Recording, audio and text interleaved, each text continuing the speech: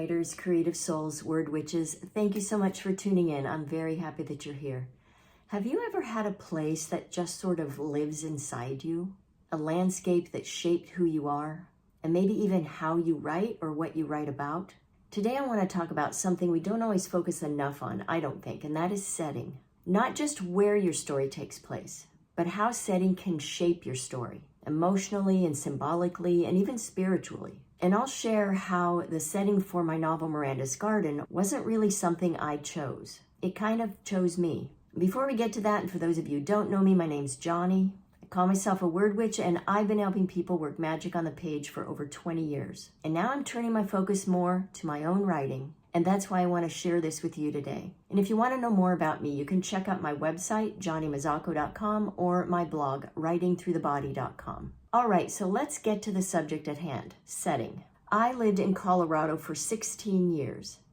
The Colorado Rockies, with their jagged peaks and ever-present sunshine, they are still in my bones, and I dream of moving back there all the time.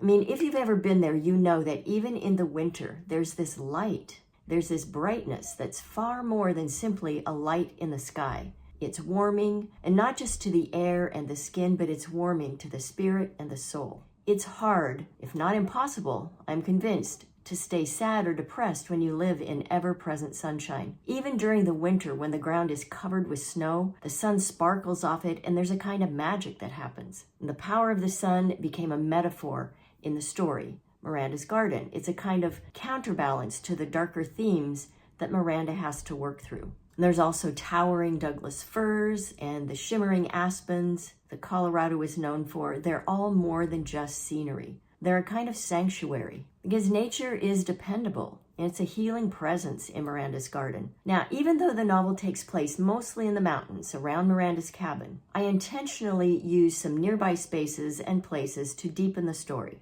There's Boulder, just down the canyon from Miranda's cabin, and it's kind of a reminder of the world she was pulled away from. And it also serves as a place that will serve Miranda in a significant way, which you won't find out until the sequel. And then there's Denver, which is a vibrant contrast to Miranda's daily life, and it's a place that she goes to take care of things, to take care of herself in some ways. So it's a nice counterbalance to the seemingly quiet life she's living in the mountains, with this undercurrent of this kind of deep, dark transformation that she's experiencing. And then within Denver, there's the Tattered Cover Bookstore. It's a haven for Miranda. And there's a very magical scene in Miranda's Garden that happens in the Tattered Cover. And the Red Rocks Amphitheater. It's a magical place where one of my favorite scenes happens in the novel. And if you've been there, you will understand.